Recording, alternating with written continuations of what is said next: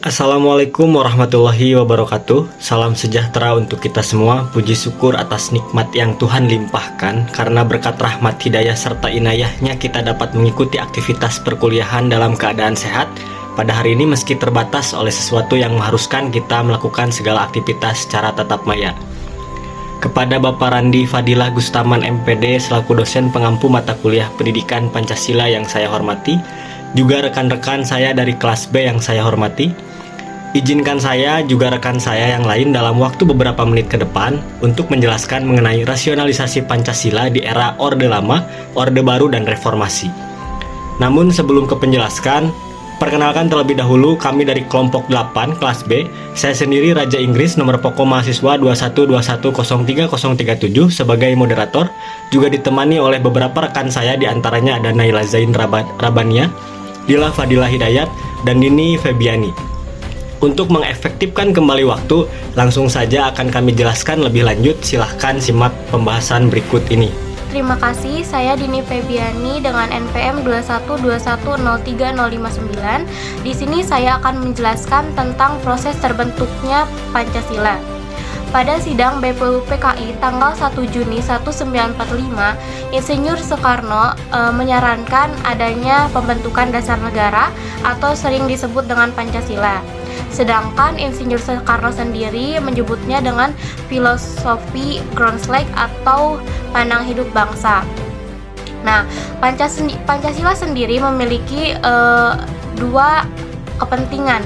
Yang pertama, Pancasila diharapkan senantiasa sebagai pedoman dan petunjuk dalam kehidupan berbangsa, baik dalam kehidupan di keluarga, masyarakat, bangsa Indonesia ini. Yang kedua, Pancasila diharapkan sebagai dasar negara, sehingga dapat dikatakan bahwa suatu kewajiban bahwa dalam segala tatanan kehidupan kenegaraan, entah itu dalam bidang hukum, politik, ekonomi maupun sosial, masyarakat harus senantiasa berpegang teguh pada Pancasila. Ketika dalam perumusan dasar Pancasila sendiri, Insinyur Soekarno berinisiatif untuk membentuk panitia kecil atau lebih sering disebut panitia 9 dengan anggota sendiri Insinyur Soekarno, Muhammad Hatta, Kiai Haji Wahid Hasyim, Kiai Haji Kahar Muzakir, Mr. A. Maramis, Abi Kusno Cokro Sujoso, dan Ahmad Subarjo. Nah, Panitia 9 menghasilkan rancangan pembukaan Undang-Undang Dasar 1945 atau dikenal dengan Piagam Jakarta. Secara konstitusional, rumusan Pancasila juga ditetapkan ditetapkan pada tanggal 18 Agustus 1945 oleh PPKI atau Panitia Persiapan Kemerdekaan Indonesia. Rasionalisasi Pancasila. Rasionalisasi Pancasila pada dasarnya adalah salah upaya dasar suatu masyarakat dan pemerintah negara untuk menjamin kehidupan dan kelangsungan hidup generasi penerusnya sebagai bangsa dan negara.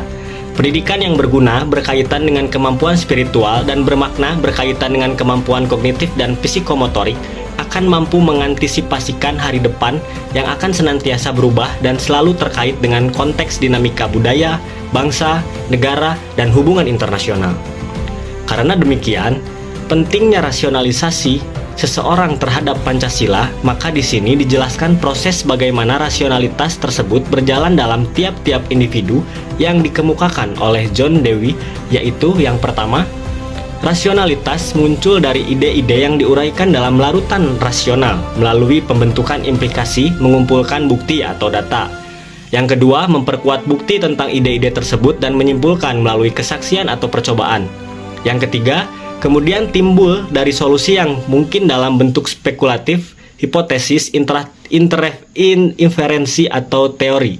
Yang keempat, timbul rasa keras baik dalam bentuk adaptasi terhadap alat sulit untuk mengetahui sifat atau dalam menjelaskan hal-hal yang muncul tiba-tiba. Yang kelima, kemudian arti dari definisi yang diberikan dalam bentuk masalah yang sulit. Pancasila yang telah dijadikan dasar negara harus tetap pegang teguh oleh penyelenggara negara maupun warga negara. Rasionalisasi Pancasila di masa Orde Lama. Penerapan Pancasila pada masa Orde Lama terjadi pada tahun 1959 hingga 1966. Periode ini dikenal sebagai demokrasi terpimpin. Selain itu, pada masa ini bangsa Indonesia masih mengalami peralihan dari bangsa yang terjajah menjadi bangsa yang sepenuhnya merdeka. Nah, oleh karena itu dalam penerapannya masih diperlukan proses adaptasi. Sebagian masyarakat ada yang merasa setuju dan sebagian lagi ada yang merasa keberatan. Namun, dalam penerapannya ditemui beberapa tindakan penyimpangan terhadap Pancasila. Salah satunya ialah pemberontakan PKI yang dilakukan oleh D.N. Aidit pada 30 September 1965. Pemberontakan ini bertujuan untuk mengubah ideologi menjadi komunis. Pada masa Orde Lama masih dicari bentuk implementasi dari Pancasila itu sendiri, terutama dalam sistem ketatanegaraan. Oleh karena itu, Pancasila pun diterapkan dengan bentuk yang berbeda-beda. Demokrasi parlementer tahun 1945 sampai 1950, demokrasi liberal pada periode 1950 sampai 1955, dan demokrasi terpimpin pada periode 1956 hingga 1965. Untuk slide selanjutnya itu materi tentang rasionalisasi Pancasila di era Orde Baru. Pancasila sebagai dasar negara Indonesia juga diterapkan pada masa Orde Baru, yaitu sejak tahun 1966 sampai 1998 ketika Bapak Soeharto menjabat sebagai Presiden Rakyat Indonesia.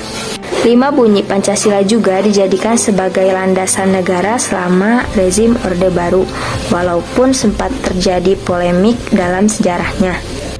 Menurut Sandra Dewi dan Andrew Sandi Utama, dalam tulisan yang terhimpun di Jurnal PPKN dan Hukum, volume 13 nomor 1 tahun 2018, terungkap bahwa Pancasila dihasilkan dari berbagai pandangan dan nilai budaya bangsa Indonesia yang dilahirkan pada 1 Juni 1945. Era pemerintahan Indonesia yang semulanya dikenal sebagai masa Orde Lama pada masa kepemimpinan Presiden RI yang pertama yaitu Bapak Soekarno, kemudian dirubah menjadi era Orde Baru atau Orba di kepemimpinan Presiden yang kedua yaitu Bapak Soeharto. Pemerintahan Orde Baru mempunyai visi utama yaitu menjalankan nilai-nilai Pancasila dan Undang-Undang Rakyat Indonesia dalam kehidupan masyarakat dan bernegara. Upaya penerapan Pancasila pada rezim ini yaitu dengan penyederhanaan partai politik. Partai politik dibatasi dan hanya berjumlah 3. Untuk yang pertama ada Partai Demokrasi Indonesia atau PDI, yang kedua ada Partai Persatuan Pembangunan atau PPP, yang ketiga ada Partai Golongan Karya atau Partai Golkar. Dan bukan hanya itu, pada rezim Orde Baru juga mewajibkan Pancasila sebagai asas tunggal. Oleh sebab itu, baik organisasi masyarakat hingga partai politik harus menjadikan Pancasila sebagai pedoman untuk melaksanakan kegiatannya. Penerapan Pancasila juga terjadi dalam bidang sosial dan politik.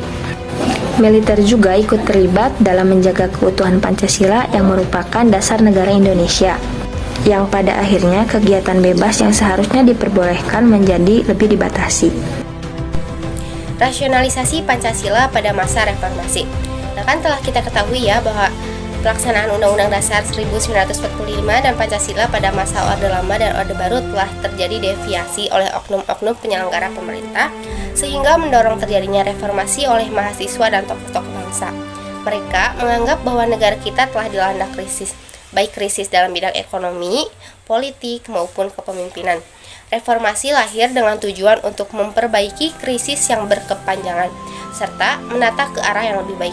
Nah, semenjak ditetapkan sebagai dasar negara oleh PPKI 18 Agustus 1945, Pancasila telah mengalami perkembangan sesuai dengan pasang naiknya sejarah bangsa Indonesia. Terus, itu tuh menurut Kuonto Wibisongon pada tahun 2001, memberikan tahapan perkembangan Pancasila dalam dasar negara, yaitu dalam 3 tahap. Yang pertama, tahap 1945 sampai 1968 sebagai tahap politis.